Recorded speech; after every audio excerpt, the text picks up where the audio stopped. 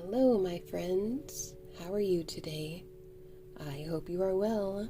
I thought on this beautiful, bright and sunshiny spring day, I might take a moment to give you a tour of my teeny tiny witch's cabinet. So let's begin.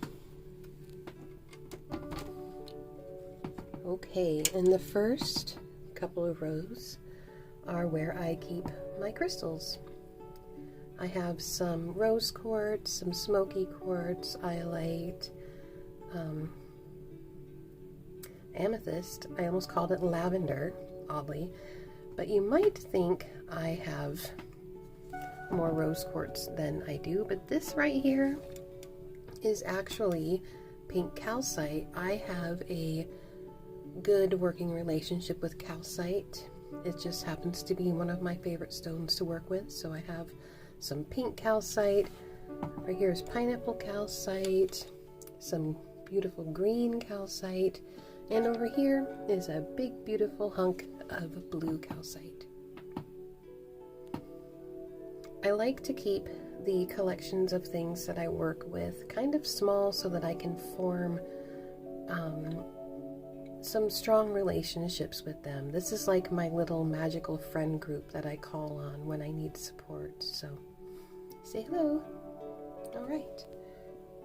Moving down, I have here, sorry about my wiggly camera, my filming abilities, but here I have some teeny tiny chips that I use in things like spell jars, like this one here.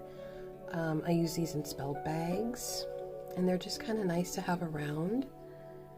Let's see if I can get a little closer.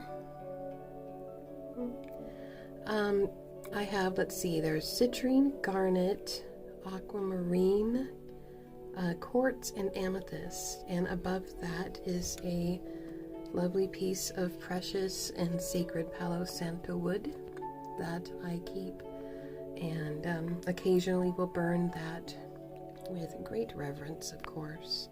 And next to it is just a cute little quartz tiny tower. Again, tiny is kind of the theme today, I guess.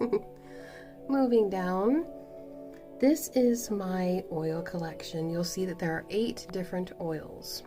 There is an altar oil, but then the other 7 oils are blended by myself to help work with any of the different chakra energies. So you'll see like this one here is labeled 1 because I don't have a way to really make labels, but this is the first chakra, or the root chakra, and I keep them between, again, 2 tiny little selenite towers because these oils are, for the most part, they're made for healing or aligning, so I kind of want that moony, gentle selenite energy to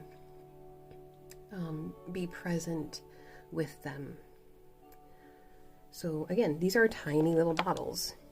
Again, see, they're tiny little bottles, and I like only making so much. I don't like to make big quantities of oils and things like that because they become more precious. They become because there's less of it, so they're more precious to me. I use them with great reverence, knowing that there's only so much.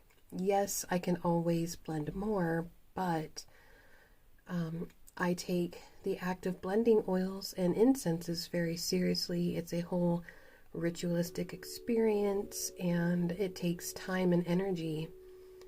So I greatly value my teeny tiny little oils.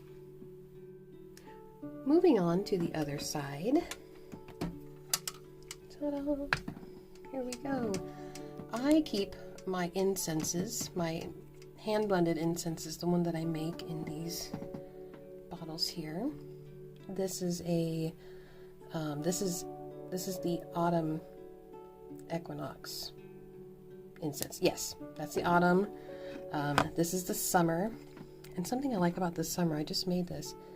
Let's see if I can get a good picture, but it looks kind of like sand, like beach sand. And I thought that was kind of fun. But I have usually 5 different incenses, one for each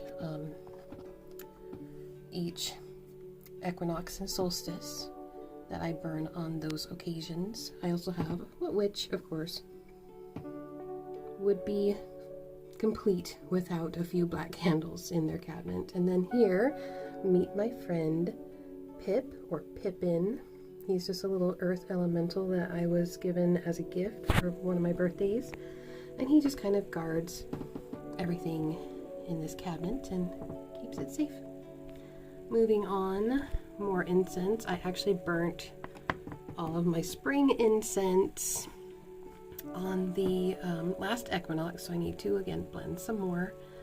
But I also have, keeping with the theme of teeny tiny, a teeny tiny tarot deck that I use frequently. And I just love the artwork. There's that side, and then just look at that. I believe that's the High Priestess card of this deck. I'm still getting to know it a little bit, but it just fits so perfectly in my little cabinet. This here is my winter solstice blend incense that I make. And then going up here, I do have just an empty jar because I'm not sure what to put in there yet. And here, of course, again, what witch would be complete without a little bit of salt.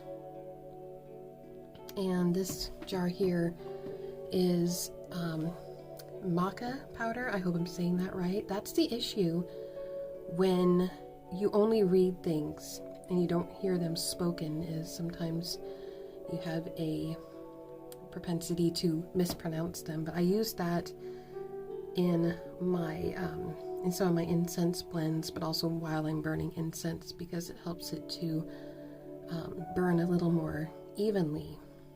So yeah, it's pretty helpful. So that is my teeny tiny witchy cabinet.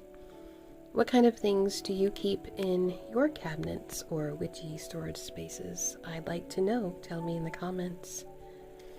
Until then, I bid you all a very fond farewell.